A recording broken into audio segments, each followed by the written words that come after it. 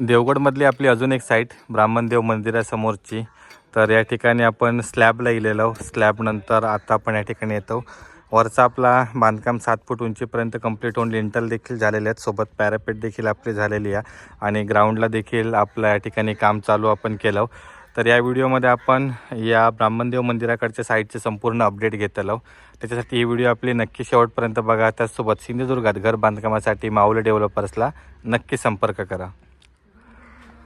Slab casting या ठिकाणी झाल्यानंतर आपण जे संपूर्ण आपले साईडचे विंडोचे कानपे असतात ते करून घेतले आहेत. रेग्युलर जर बघितलं तर आपण 3 साईडने या ठिकाणी कानपे कास्ट करतो, पण हे जे घरमालक असतात ह्यांका संपूर्ण स्क्वेअरमध्ये हवे होते, कारण ह्यांचे विंडोचे साईज खूप मोठे आहेत. जवळपास 6 फूट रुंदीक असत आणि 5.5 फूट उंचीक असत.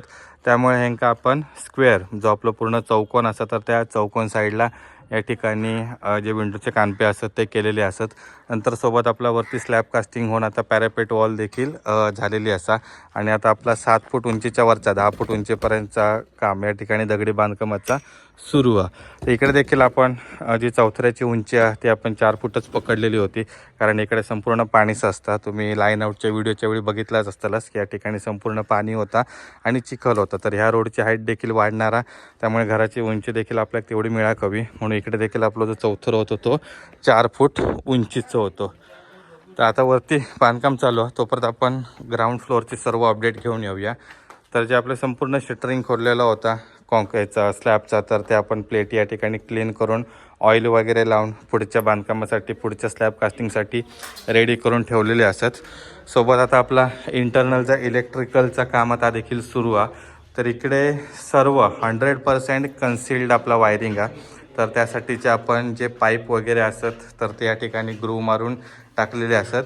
बोर्ड वगैरे असत ते देखील आपल्या या ठिकाणी फिट झालेले असत. तर ज्या प्रकारे मालकांची रिक्वायरमेंट असा तर त्या प्रकारे सर्व इलेक्ट्रिक कनेक्शनचा या ठिकाणी काम झालेलं असा. त्यानंतर आता आपलं काम चालू होता विंडो आणि डोअरचे ग्रॅनाईट कटिंग. तर इकडे जो आपलं ग्रॅनाईट आहे तो आईस ब्लॅक आहे, तर बाहेर त्या ठिकाणी आपण स्टॉक करून ठेवलेलं होतो. इकडे आता सर्व कटिंगचे पीसेस वगैरे ठेवलेले असतात. फ्रंट साईडला आपला जो डोअर आहे तो 6 फूट बाय 7 फूट उंचीचा, तर एका आपण नंतर ग्रॅनाईटचा लावतलो. आणि सध्या आता ग्रॅनाईट लावच्या आधी जर आपला बाहेरचा सेफ्टी ग्रिल येणार आहे तर त्याच्यासाठीचे होल पास देखील आपण मारून ठेवतो, जेणेकरून हे आपल्या ग्रॅनाईटच्या आतमध्ये फिक्स होतात आणि नंतर आपण या पट्टीक वेल्डिंग मारून इकडे ग्रिल आता लावतो, जेणेकरून आपल्या बाहेरून खेळे वगैरे ठोकून ग्रिल आपल्याला बनवता येत नाही. आणि त्या थोडा म्हणजे सेफर साईड पण नसता, कोणी पण कटावणीने उचलून त्या ग्रिल काढू शकता. पण हे का आपण वेल्डिंग करतो आणि जवळपास एका लाईनला 4 जवळपास वेल्डिंगचे पट्टे असतात, ग्राउंडला 4, जेणेकरून मजबूत असा हे आपला ग्रिल तयार होता. तर हॉलच्या एका सगळंच ठिकाणी जेवढे आपले विंडो असतात ते का आपण ग्रिलचे साठीचे होल पास ठेवलेले आहेत मारून. आणि ह्यो असा आपलं आईस ब्लॅक ग्रॅनाईट. तर त्याच्यामध्ये हे संपूर्ण आपले डोअर फ्रेम झालेले आहेत. जे आपले डोअर फ्रेम असतात ते 3 साईडने डबल फ्रेम असतात आणि सेम विंडोच्या साईडला 3 आपली 3 साईडने म्हणजे सॉरी विंडोच्या साईडने 3 साईडला आपला प्लेन ग्रॅनाईट येतात. ग्राउंडला आपण डबल ग्रॅनाईट घेतो. डोअरला आपले 3 साईडने डबल ग्रॅनाईट येतात आणि ग्राउंडला आपला प्लेन एक ग्रॅनाईट येतं. तर त्याचं कटिंग वगैरे नंतर ज्यावेळी आपण फ्लोरिंगचे टाईल्स करतलो त्यावेळी आपण करू. हे सर्व डोअरची साईज आपण 3 फूट ठेवतो. उंची सगळीकडे कॉमन असता 7 फूट. किंवा आता बाथरूमचं असल्यामुळे या डोअरची जी आपली साईज आहे इंटरनल ती 2.5 फुटापर्यंत येतात. आणि या ठिकाणी आता कालच या बांधकाम झालेला, अजून हे सर्व गॅप्स असत ते फिलिंगचं काम बाकी असा. तरी संपूर्ण मेजरमेंटने आपण फिट करून थोडंसं एका सेट होसाठी ठेवलेलो असा. तरी व्यवस्थित सेट झाल्यानंतर मग जे आपण इंटरनल फिलिंग वगैरे चालू करतलो, सर्व कनेक्शन्स असत त्याचे संपूर्ण जे पाईप्स असत ते या ठिकाणी झालेले असतात. आता प्लंबिंगचं काम देखील काही दिवसांनी ग्राउंड फ्लोअरचा चालू होईल. फर्स्ट फ्लोअरला पण आता आपलं 7 फूट उंचीचं लिंटल झालो असल्यामुळे तिकडे पण आपण प्लंबिंग दोन्ही पण चालू करतलो. मेन डिस्ट्रीब्युशन बोर्डसाठीचं देखील जागा या ठिकाणी फिक्स झालेली असा. तर हे सर्व इलेक्ट्रिकचे लोकेशन्स वगैरे असतात, तर ज्या प्रकारे मालकांक हवे असतात त्या प्रकारे आपण ते करतो. इकडे देखील हे सर्व आता विंडोचं काम फिक्सिंगचं चालू आहे. तर इकडे ग्राउंडला देखील जी बॉटमची लेवल आहे तिकडे पट्टी वगैरे फिरवतात. सोबत आता साईडचे देखील पट्टी या ठिकाणी फिटिंगचं काम चालू होईल. तर ह्या संपूर्ण कामासाठी आपण एकमेव अल्ट्राटेक सिमेंट वापरतो. अगदी आपला PCC असून दे, बांधकाम असून देत, लादीमध्ये काही कोणतं काम असून दे किंवा RCC मेंबरचा कास्टिंग असून देत, सगळीकडे आपण या ठिकाणी अल्ट्राटेकच सिमेंट वापरतो. ही वरची आपली स्पेस असा बाथरूमसाठीची. देवगड पवनचक्की साईडप्रमाणे आपण या साईटवर देखील या ठिकाणी CCTV लावलेलो असा सेम. आपण हळूहळू आता हे सर्व CCTV लावून घेतो, कारण तेवढा बजेट पण आपला नसता, का खर्च पण असा जास्त. स्लॅब कास्टिंग नंतर आता आपण इकडे वरती जाऊया. तर या ठिकाणी आपलं जिनो आणि जिन्याक आपण एक सपोर्ट दिलेलो असा वॉलचं, कारण ही आपली लेंथ खूप जास्त होती, तर तो त्या ठिकाणी काही स्ट्रक्चरल प्रॉब्लेम येऊ नये म्हणून त्याच्यावर आपण बांधकाम केलं आणि वरती बीम देखील मिडला या ठिकाणी प्रोव्हाइड केलेलो असा. तर जिन्याचा कास्टिंग आपला स्लॅबच्याच वेळी झालेला, फक्त पॅरापेट वॉल आपण आता ही नंतर या ठिकाणी कास्ट केलेली असा. तर ही कॉन्क्रीटची असा, तर ज्या प्रकारे मालकांका हवी असता MS मध्ये, GI मध्ये, त्यानंतर कॉन्क्रीटमध्ये, त्या प्रकारे आपल्याला ती बनवून देऊची लागतं. या ठिकाणी एरियाचं थोडं प्रॉब्लेम असल्यामुळे ह्याचे रायझर आणि ट्रेड थोडेसे जरा जास्त असतात, त्यामुळे अशा या सिंगल साईडच्या जिन्यांका थोडं वरती चढाक वगैरे वयस्कर माणसांका प्रॉब्लेम होता. आता आपण इला फर्स्ट फ्लोअर. तर हे संपूर्ण ओपन स्लॅब एरिया असा आणि ही असा आपली पॅरापेट. तरी जवळपास आपली 3 फूट उंचीची आता पॅरापेट वॉल आणि हे काही सिम्पल अशी डिझाईन केलेली आहे. त्यानंतर इकडे आता आपले जे ग्राउंडला बेडरूम होते रूम, त्याच प्रकारे वरती या ठिकाणी रूम घेतलेले असतात. एंट्री आपली फक्त चेंज झाली आहेत. ग्राउंडला ह्यो आपलं बेडरूम सेम होतो, बाथरूम सेम होतो, फक्त जो किचनचा एरिया होतो ग्राउंडला तो आता फर्स्ट फ्लोअरला या ठिकाणी इकडे या रूममध्ये ॲड झालेलो असा. त्यामुळे ह्याची जवळपास 10 फूट आणि ही एक 11 फूट म्हणजे 21 फूट लांबीक या ठिकाणी वरचं बेडरूम झालेलो असा. विंडो साईज बॅक साईडचे सेमच 6 फूट बाय 5.5 फूट. फक्त एक ॲडिशनल विंडो आपल्याक ह्या ठिकाणी देऊची लागली आहे. बाकी बांधकाम आपला 7 फूट उंचीपर्यंत झाला. लिंटल देखील कास्ट झाले आहेत. फक्त आता आपला वरचा 10 फूट लेवलचा बांधकाम राहिला आणि ह्याच्यावर आपले पत्रे येणारच, स्लॅब नसणारा. त्यामुळे वरती आपलं बांधकाम असणार आता स्लोपिंगमध्ये असणार. तर त्या देखील काही दिवसात या ठिकाणी आता फॅब्रिकेशनवाले इल्यानंतर ती मेजरमेंट्स वगैरे घेऊन मग आपण त्या हिशोबान त्या ठिकाणी त्या स्लोपिंगमधलं बांधकाम करतो.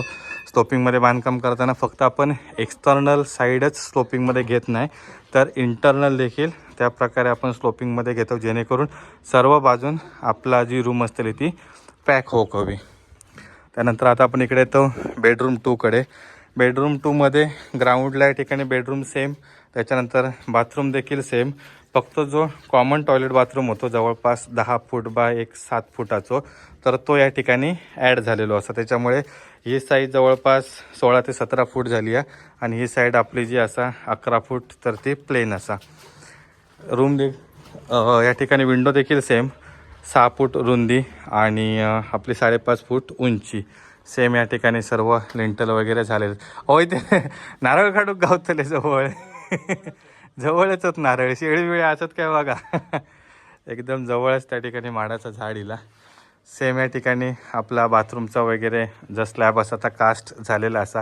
ह्याच्यावर संपूर्ण म्हणजे फक्त बांधकाम नाही, तर ह्यो जो समोरचो ओपन एरिया ह्याका देखील या ठिकाणी वरती पत्रे येणार. तर नंतर आपण हे कॉलम्स वगैरे असतात ते उभे करतलो. तर ते अजून बांधकामामध्ये असतात की जे आपल्या GIच्या स्ट्रक्चरमध्ये असणार तर अजून कन्फर्म झालेला नाही, तर तो डिसिजन इल्यानंतर आपण त्या काम देखील चालू करतलो. आता आपण वरच्या स्लॅबवर इलो आणि इकडून मस्त असं व्ह्यू मिळतं बघू का. आणि इकडे सर्व आपली गवंड्यांची टीम असा. ह्यो पोर्शन असणारा तर तो ओपन राहणारा, कारण इकडे आपले टँक वगैरे येणार असतात, वॉटर टँक वगैरे असणार ते. त्यामुळे ह्याच्यावर वरती रुफिंग येणार नाही, तर आता आपला इकडून कट पोर्शनमध्ये राहणारा. तर त्याच्यामुळे या ठिकाणी आपल्या पाण्याचं प्रॉब्लेम येऊ शकता. म्हणून आपण जो या ठिकाणचो बीम असा लिंटलचो, तर तो साधारण 2 इंच अप घेतलेलो असा, जेणेकरून पाणी आतल्या वॉल त्या ठिकाणी जाता नाही. प्लस ह्यो जो स्लॅब असा तर आपण ह्यो नॉमिनल स्लोपिंगमध्ये इकडे ठेवलो आहे, जेणेकरून पाणी सगळ्या या ठिकाणी बॅक साईडला जाताला. तर हे छोटे छोटे साधे सिंपल गोष्टी असतात. तर अशा वेळी या ठिकाणी आपल्याला लक्ष देऊचं लागतं, कारण भविष्यात या ठिकाणी घरमालक राहणारच, त्यांना कोणत्याही प्रकारचं प्रॉब्लेम वगैरे काय येणार नाही. तर याच्यासाठीचे आपण आधीच प्रोव्हिजन इकडे सर्व करून ठेवलेली असा. ग्राउंड फ्लोअरला आपल्याला बांधकाम करू काय प्रॉब्लेम येत नाही, पण वरच्या फ्लोअरला बांधकाम करू खूपच प्रॉब्लेम. कारण नाही म्हटलं तरी आता चौथऱ्याचे 4 फूट, नंतर हे 2 फ्लोअरचे एका फ्लोअरचे 10 फूट, हे 7 फूट 17, जवळपास 21 ते 22 फुटावर या ठिकाणी आपल्याला काम करूचं लागतं. इकडे आता तरी छज्जा वगैरे असतात, पण काही ठिकाणी तर हे असे फक्त नुसते वॉल असतात आणि त्या ठिकाणी तर पूर्ण ड्रॉप असा. त्यामुळे खूप काळजीपूर्वक इकडे बांधकाम आपलं करूचं लागतं आणि त्यामुळे वेळ पण जाता.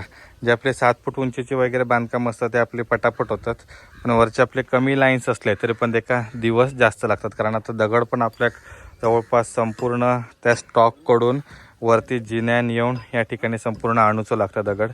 त्यामुळे या ठिकाणी आपल्याला आता भरपूर वेळ लागतो. जवळपास एवढ्या सर्व बांधकामाक 5 ते 6 दिवस तरी जातील. आता जवळपास आपल्याकडे टीम पूर्ण असा 7 जणांची. देवगड ब्राह्मणदेव साईटवरच्या कामांचे आपण अपडेट या व्हिडिओमध्ये घेतलेले असतात. तर याच्या पुढच्या व्हिडिओमध्ये आता आपण चाललो होंडा साईटवर. तर त्या ठिकाणी आपला 7 फूट उंचीचा लिंटल कास्ट झालेला असा आणि त्याच्यावरती त्या ठिकाणी बांधकाम आपण चालू केला स्लॅब लेवल बॉटमपर्यंत. तर त्याचे आपण संपूर्ण तुमचा अपडेट पुढच्या व्हिडिओमध्ये देत चालू.